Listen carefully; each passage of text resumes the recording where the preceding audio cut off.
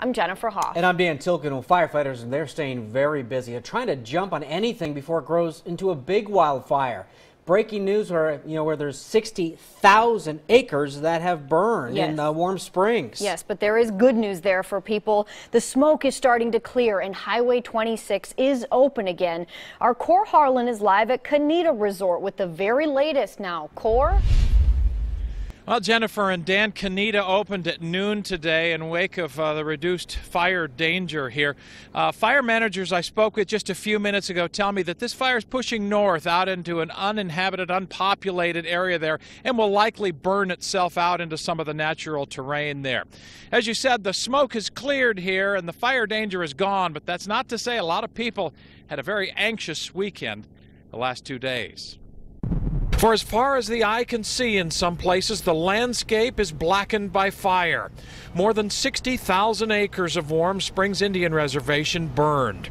Dennis Thompson watched the fire come over a hillside Friday afternoon right towards his 11 acres in the upper Dry Creek area of the reservation. All of a sudden, we see smoke and a lot of firefighters running around. The firefighters lit backfires to starve the big fire of fuel before it got to Dennis's house.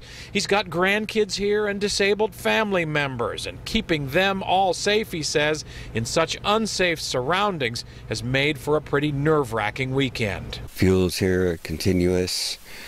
The high winds that were blowing at that time, there's always an imminent danger of being overtaken by fire here. There were lots of near misses. All of the homes in the Sunnyside subdivision on the reservation remain standing, but fire burned into people's backyards in many cases without destroying the structures. Firefighters helped people like Mario Smith do what he could to save his house. Just watered the lawn and watered just close to the house and everything. Just like they told us. We almost got evacuated, but we didn't, so. Did you think at one point you might lose the house? Yeah, because it was coming up behind the house almost, so.